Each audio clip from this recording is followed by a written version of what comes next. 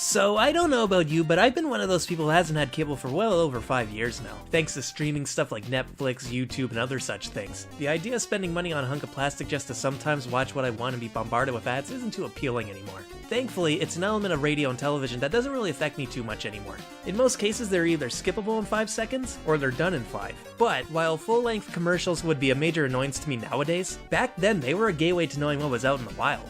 For a kid, they're like crack. You see something on screen that they're trying to sell you that you might be into, and it's like, I want it right now, Mom and Dad. But for an adult, it's either one of two things. Something to moan and groan about because it's disturbing your show, or it's something to appreciate when a really well done one comes along, as they can be almost viewed as an art form when there's a lot of effort put into one. Anyone who grew up with even basic cable or the bunny ears antennas were exposed to these things, and they could be a lot of fun. But of course, I tend to focus on gaming content, so they are the kind of commercials that tend to stick in my mind more, and I'll be focusing on them today. In which case, I thought it'd be fun to talk about some of my favorites, or at least the ones I thought were interesting enough to talk about.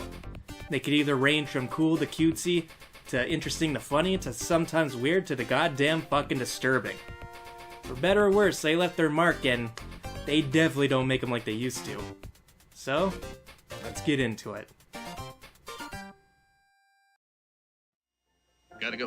Hey, guy, you're the first serious gamer I've seen all morning. Check this out. Brand new 16-bit Super Nintendo with Super Mario World. Wow! Oh, what's this one? Oh, this is a Sonic the Hedgehog from Sega Genesis. Hey, look at these radical colors, huh? Wow, Sonic's fast, too. Whenever I think of video game commercials, this is one of the first ones I think about. It just hits me right in that nostalgia boner, because talk about summing up the mood of grade school for me back in the day. Now, I was one of the lucky ones growing up to have actually owned both systems, so I never had to care about which one was better or which system was more popular. Fuck you, Mario and Sonic are my best buds, and I'm not playing any favoritisms. But depending on where you lived and who you grew up with, these little wars over hunks of plastic weren't exaggerated. I remember seeing a couple fistfights starting at school over dumb kids dissing the other kid's preferred game or system. It was completely bonkers when you really think about it, but we still see people getting this heated over this very thing, even to this day.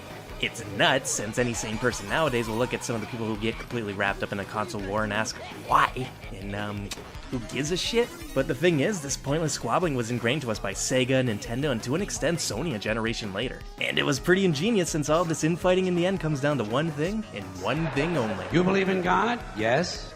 You believe in my God? No. Boom. Dead. My God has a bigger dick than your God. Not gonna bullshit here, Sony has a weird way of promoting their new systems. Probably the most well-known one was the crying baby doll they used to promote the PlayStation 3, and good job. Over a decade later, people are still talking about that one. Just twitches and makes those disturbing, eerie kid sounds, and then that crying bit.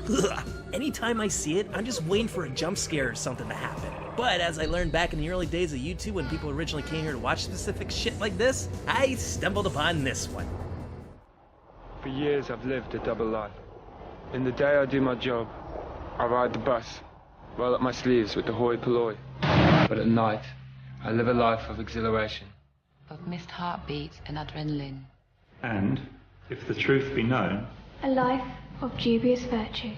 I won't deny I've been engaged in violence, even indulged in it. I've maimed and killed adversaries, and not merely in self-defense. I've exhibited disregard for life, limb and property, and savoured every moment. You may not think it to look at me, but I have commanded armies and conquered worlds. And though in achieving these things I have set morality aside, I have no regrets. For though I've led a double life, at least I can say I have lived. 12 to 15-year-old me just didn't have a damn clue what to make of this video the first time I saw it. Creeped me out, but I didn't know why. It's just people talking about their gaming experiences, but now? Oh, now I know why. Have you ever been in a situation where you feel just a little bit on edge due to the people around you? Like if you don't get out of there soon, something bad's gonna happen? That's the vibe I get here. It feels kind of like a cult trying to get you to drink the Kool-Aid, you know? I mean, I'll give them credit, they did a good job on the creepy factor. Only in probably Europe could you get away with showing a naked lady breastfeeding to sell the audience a video game console. I mean, I don't know what the hell it has to do with the PlayStation, but to each their own, I guess. Either way, I might not want to go to Ireland anytime soon if people are acting like this. Would like to keep my life, thank you.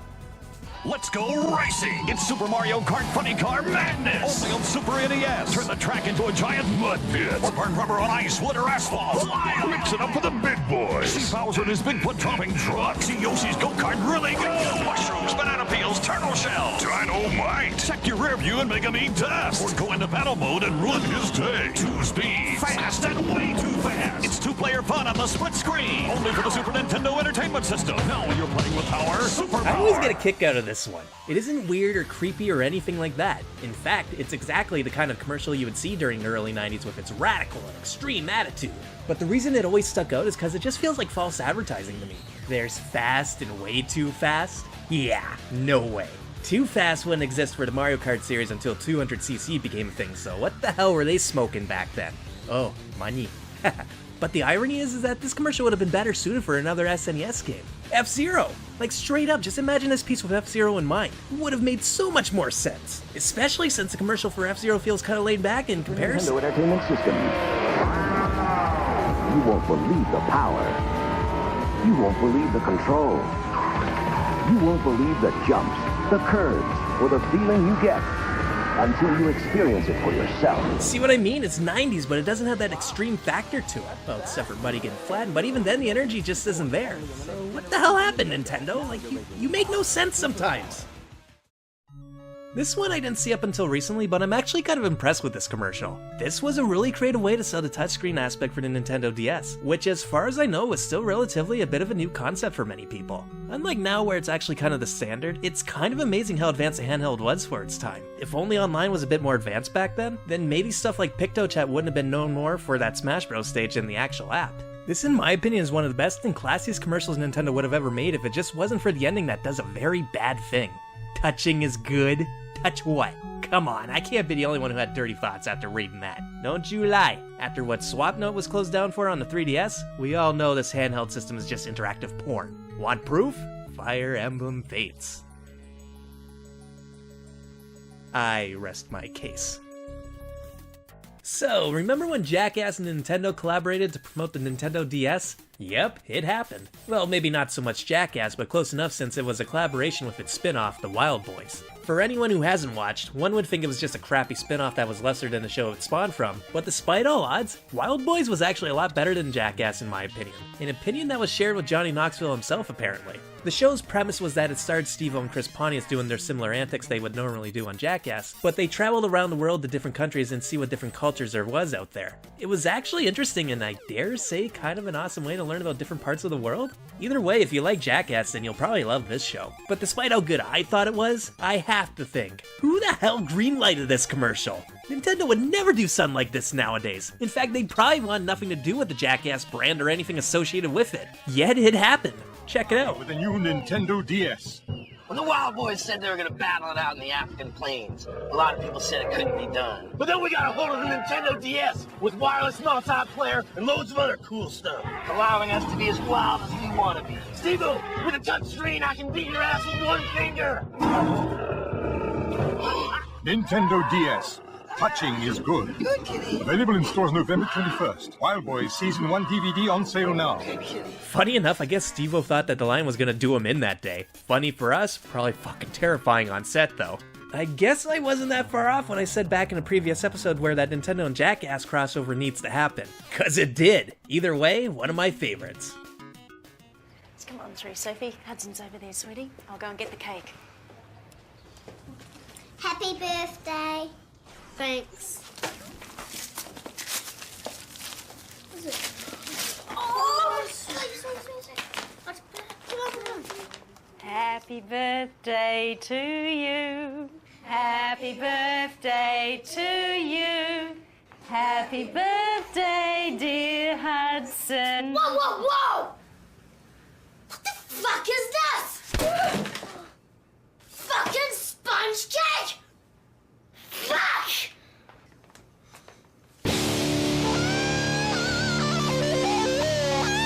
Now, nothing will probably ever beat Smash Bros. 64's commercial in terms of pure shock value when we first saw Mario kick Yoshi in the shins. Well, except for maybe something else.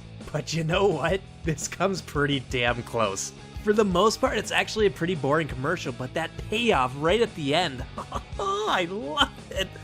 It's just pure perfection. Like, you can top it, but you know what I mean. It's one of the best.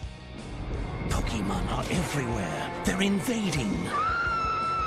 Each with powers more. You might have seen this one in some of my previous episodes, but I couldn't help but bring it up here, because this one is just wrong. Oh, it's wrong, and it's just so goddamn wrong. For the most part, it's not bad and actually pretty harmless. We're not seeing Pokemon getting crushed or anything morbid like that. Like, seriously, what in the flying fuck, Game Freak? You know, that could have scarred some kids. But then we get to this part. You know, the term pocket monster just got a little too literal there, don't you think? This is just a big fat no-no. You don't do this stuff with Pokemon. Stop it! Conker's Bad Fur Day is a very interesting game for me. When it first came out, not a lot of people seemed to really bother with it. Not to say that it didn't review well or it's a bad game, but at least in my area, not a lot of people really brought it up much. I remember for quite a few years when game stores or electronics sections still sold N64 games, Conker was always in the bargain bin for like $5 to $10. Now it's considered a classic, or at the very least a cult classic that goes for well over $100, which is nuts. But it makes me wonder, why didn't it take off back then like the others did? It was made by Rare during a time where most considered it to be their golden years, and for some the company's last great game. And even to this day, it's still pretty damn unique. Now, I know Nintendo didn't really promote the game much, since especially back then, they wanted to present themselves as family friendly, even though they had a guy exploding from gluttony, Mario kicking Yoshi in the shins, and as we saw earlier, a kid stuffing Pokemon down his crotch. Yeah, very kid-friendly. So let's see the advertising we did get for Conker and see if that was part of the problem or not. So we're out partying last night.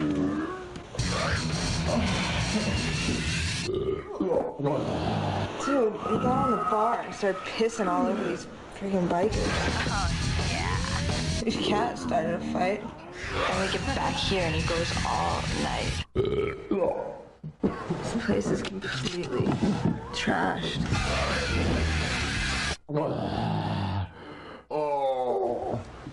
He's paying for it now.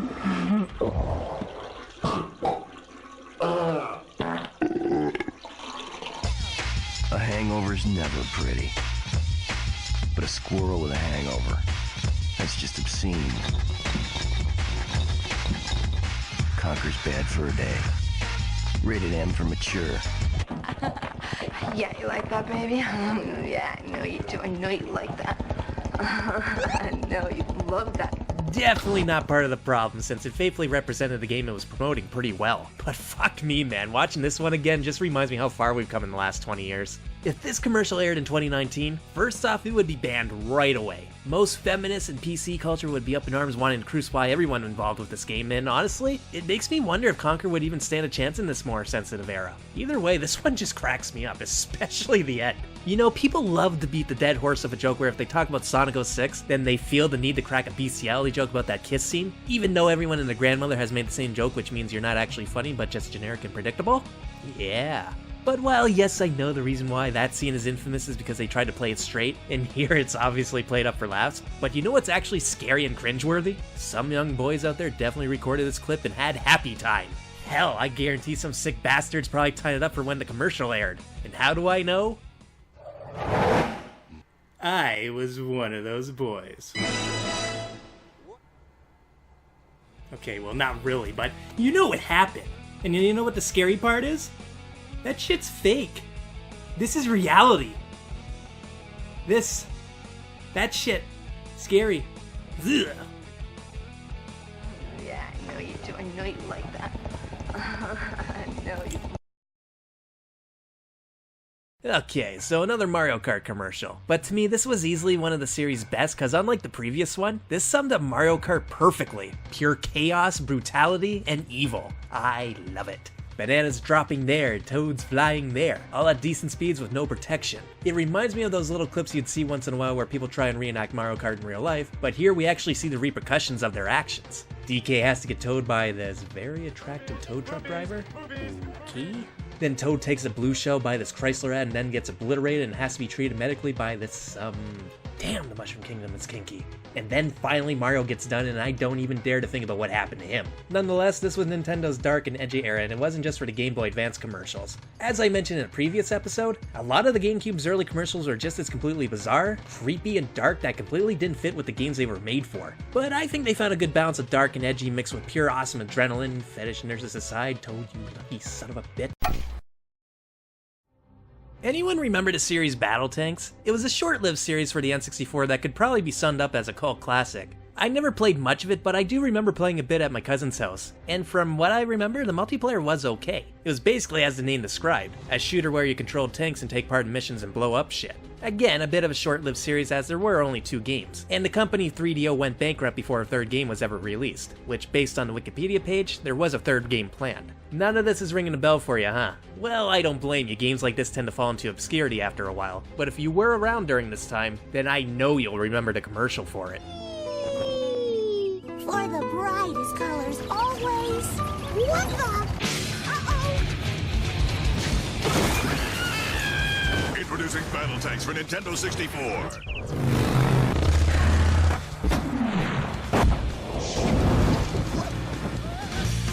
Explosive tank action for up to 4 players.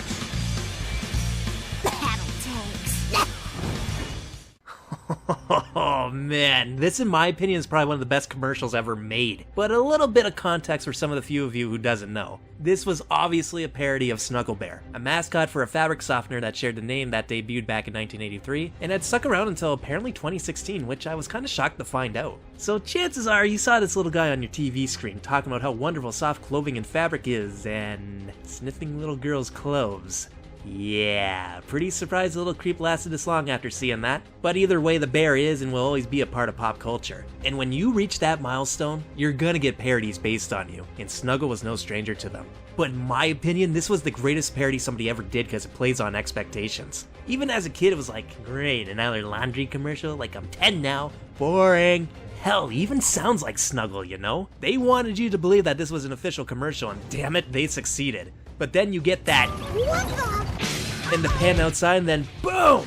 It's the funniest and most badass commercial to ever star a teddy bear. Easily one of the best video game commercials ever made. You know you scored when almost 20 years later, people still remember the commercial over the game itself. And honestly, it might be my favorite commercial of all time. It's that hilarious and out of left field. Hell, it's just as shocking, if not more, than the Smash Brothers commercial. And when you're able to be on par with that, you done good. What the?